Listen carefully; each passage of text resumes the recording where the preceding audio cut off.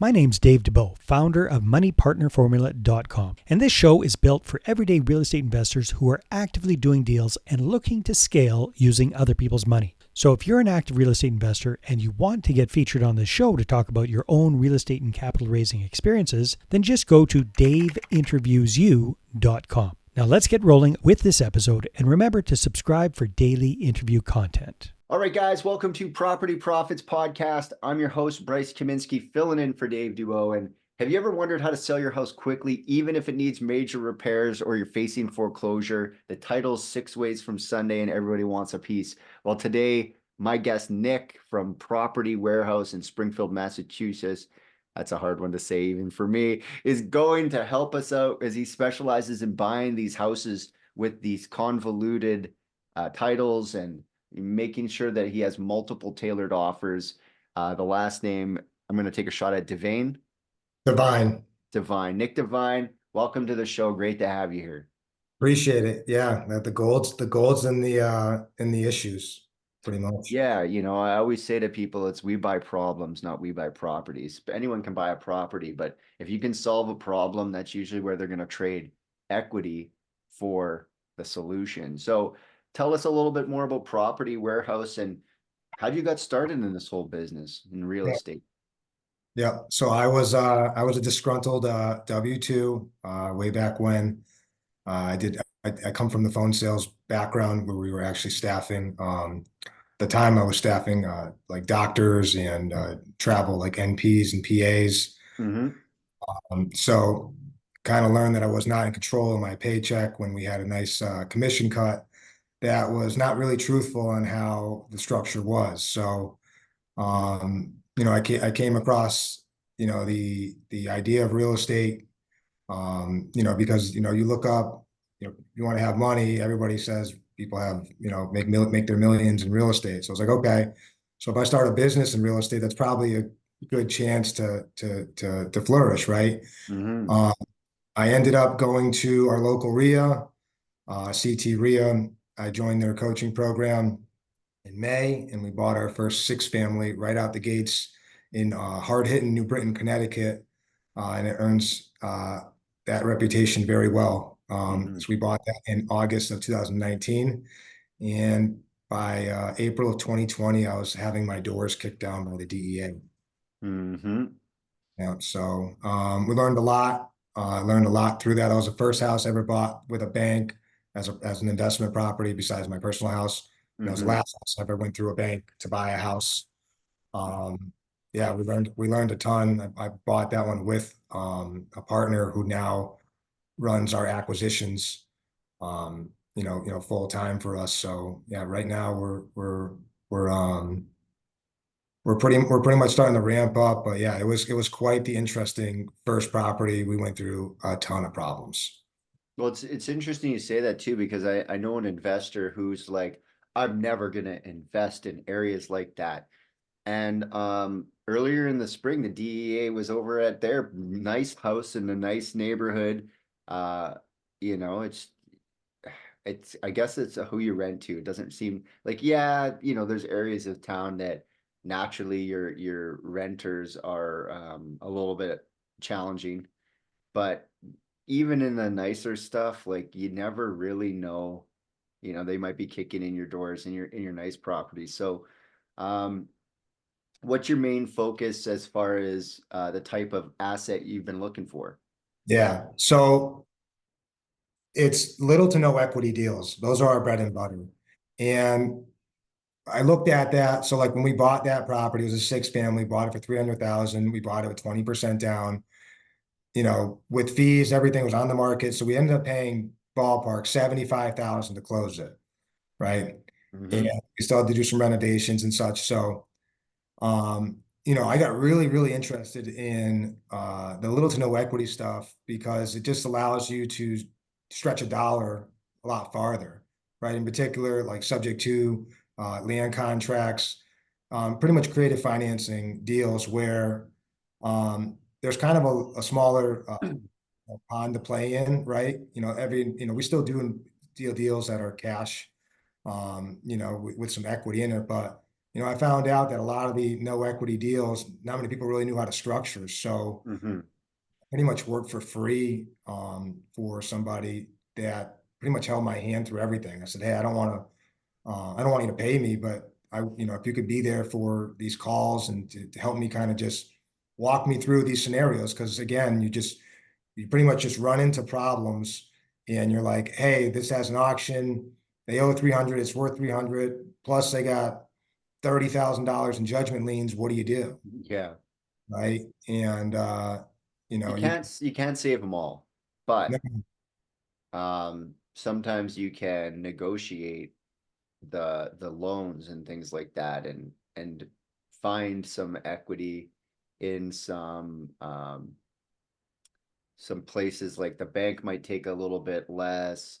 Some of these judgments might not actually stick. So you know, guys are really digging in on that side and saying like, can we do something about this, instead of looking at it as a cash offer and being like, we don't deal with this stuff.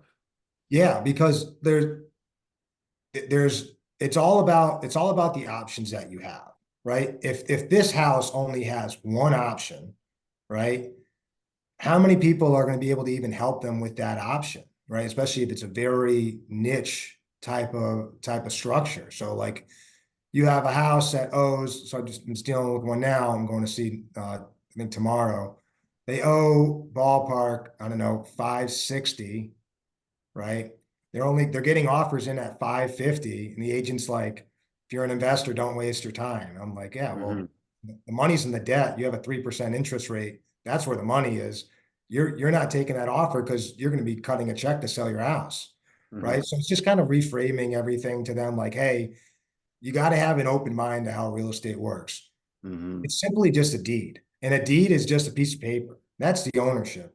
I think like, and I was in that boat too. Like when I started, I was like, this is, you're drinking from the fire hose. There's so many different things you can do. And when you simplify everything, down, it really gets a lot easier. Yeah. Mm-hmm. The money's in the chaos. When we come across a house that's got two mortgages and six judgment liens, like, they're gonna talk to a lot of investors, and a lot of them are just not going to be able to handle it.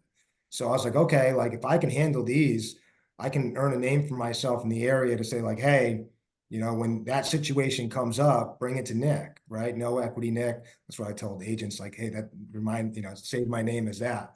So that Mm-hmm. when they come across that scenario, like I'm the go-to guy. There's going to be a plenty of investors when there's,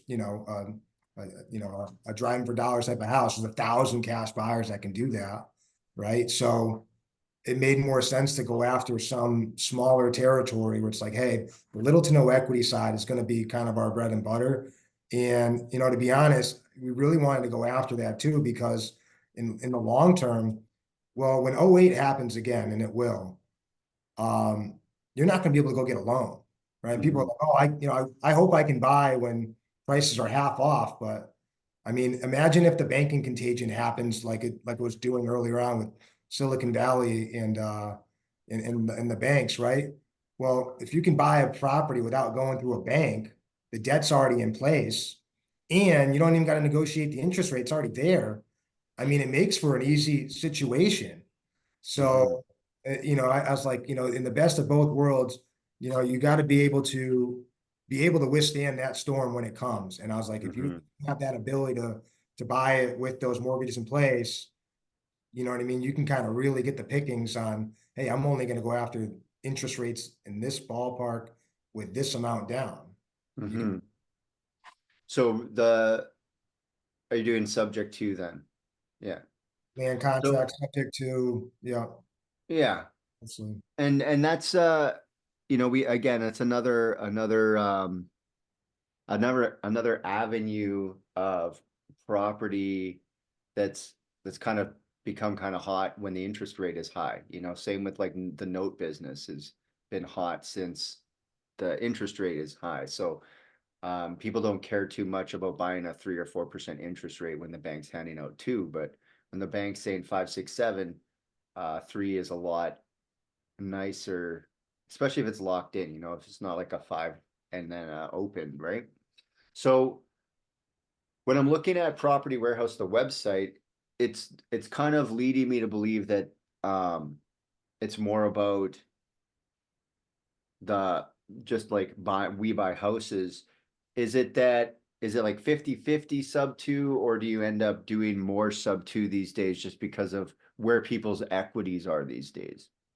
We're doing a bunch. We're doing pretty much a bunch of everything. We're doing short sales. We're doing novations. We're doing wholesaling.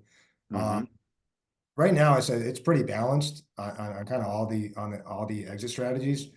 Um, so I mean, we don't again, like I don't particularly care for which exit strategy is. I like the subject to strategy just because typically that scenario is your best option if I'm calling because you owe 300, it's worth 300, it's worth 300. Mm-hmm. You can do a short sale, but there's obviously going to be negative effects to that. If we do it on the subject to route, right, there's going to be mostly positive effects. I'm going to be making payments on behalf of you. And really, too, I really want to try to liquidate as much as I can. And when I do get something that's got some pretty decent debt on it, I want to stick my money in that. And just again, a 30-year fixed debt with no balloon payment is as good as you get for putting your money somewhere. So that's obviously a major portion of it too. Just make sure you control the balloon debts. But yeah, we're looking at the deal as it comes in.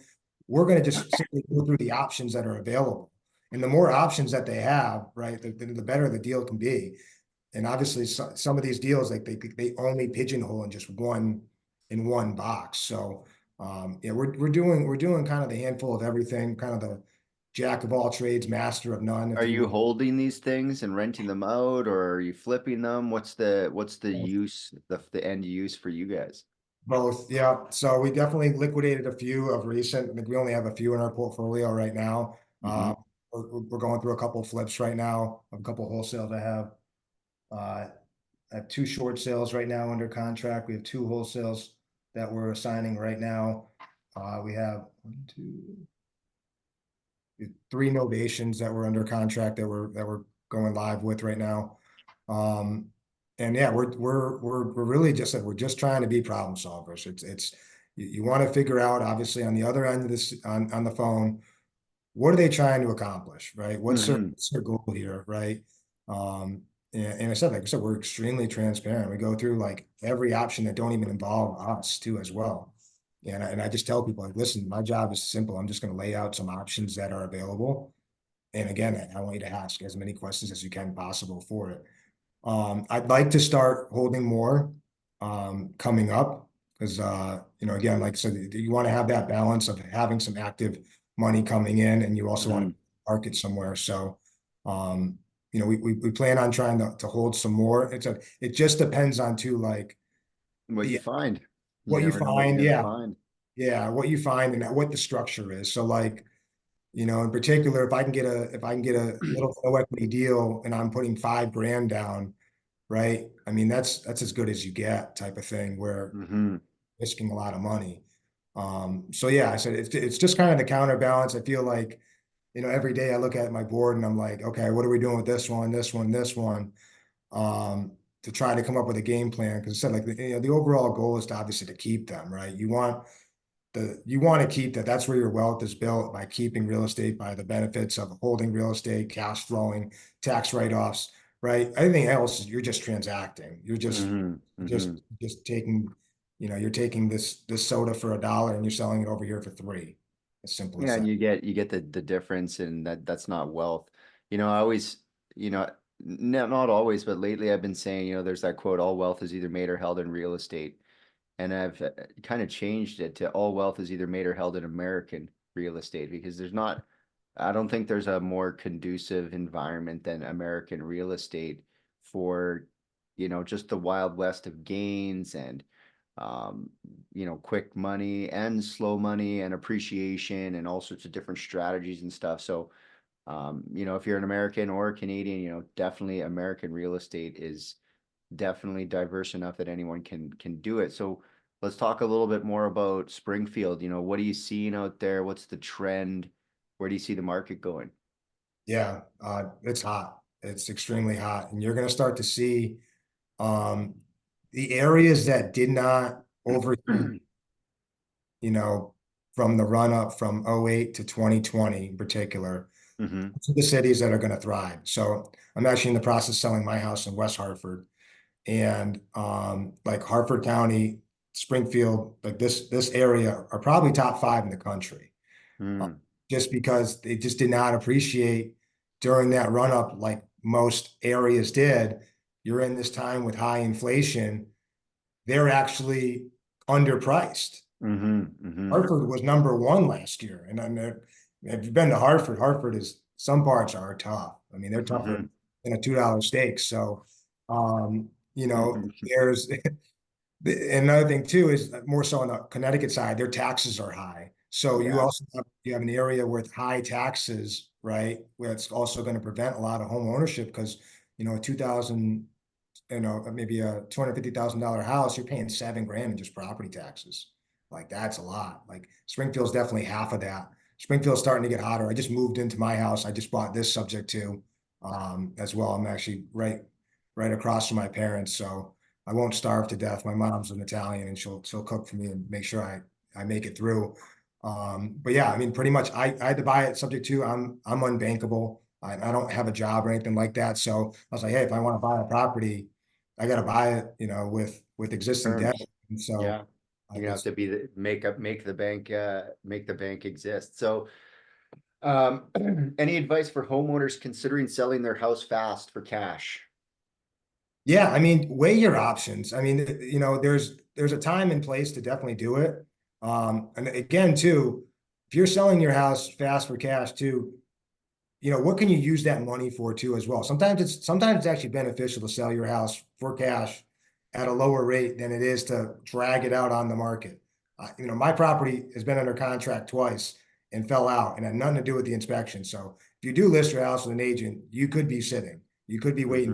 Hmm. There's a lot of Yeah, would my have. buddy's been holding his all the way through the winter. It's just someone will come around and buy it. But I said to him today, I'm like, if you really want it gone, man, like you're gonna have to blow it out. That's the business of selling and buying, if you really want it gone, um, then the difference might only be 20 grand. You get 200 or you get 180 today. And Here's the that analogy. 180, yeah. People love analogies. Imagine having a yard sale and Hmm. say you got 100 items of just random stuff. You will make the most money selling every one of those individual one by one. Hmm. But if somebody like me comes along and say, I'll just take everything, you'll be done. You'll be done today. You don't I gotta. already like that. I don't even know. I don't even know what kind of stuff I have on my yard sale, my imaginary yard sale. But what I really like about what you just said is you came up, you want to buy everything. That means my yard sale's over and I can go back in the house and to get on with my weekend. Otherwise, I got to sell all weekend, half the stuff, and it rains the second day, and I'm running out there with a tarp to try to cover some of the good stuff. And it's just like, man, if someone just came up and bought it all for 80% or 70% of what I could get if I sold it all.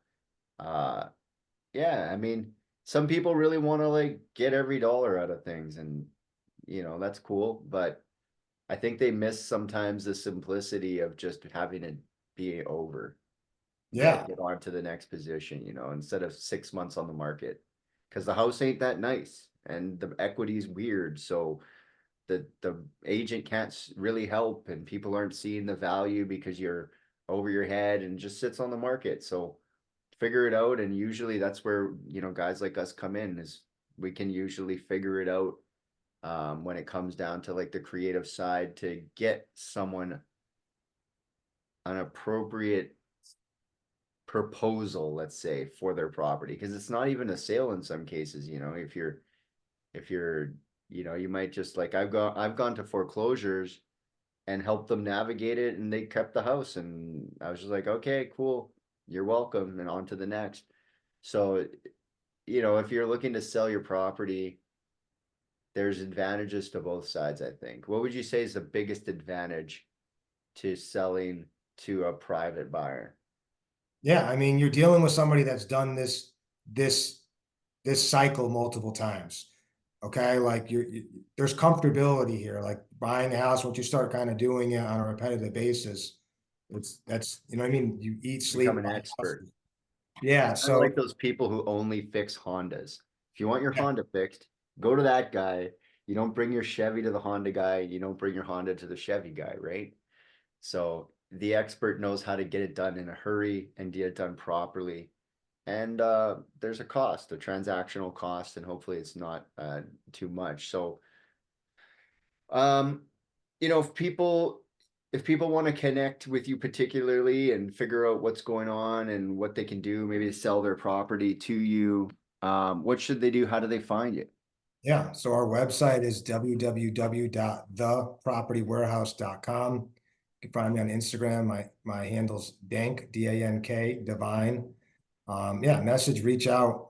Happy to help people even structure their deals, whether they're looking to sell it. Again, I've sold properties subject to as well too. So one of the reasons I did that is to kind of show buyers when I go to buy somebody's house, like, hey, I have the same risks, right? Mhm. So again, it helps to kind of live by the sword and die by the sword type of thing. So whether you're looking to buy your house or sell your house, or you even have, a homeowner that you just don't know how to navigate that lead, reach out to us anytime. My work number is 203-626-4282.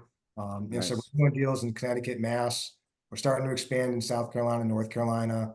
But I mean, as long as there's a problem involved, and if the problem's worth it, again, I'll try to help navigate it. Sales is just a conversation with somebody. You just got to figure out the lens that they're looking, life through, and what they're trying to solve, and how we get there together, on or off. Nice. Nice. All right. Well, I really appreciate you stopping by, and Nick, is a pleasure. Pleasure as well. Thank you so much. No problem. Until next time, guys, we'll catch you on the next episode.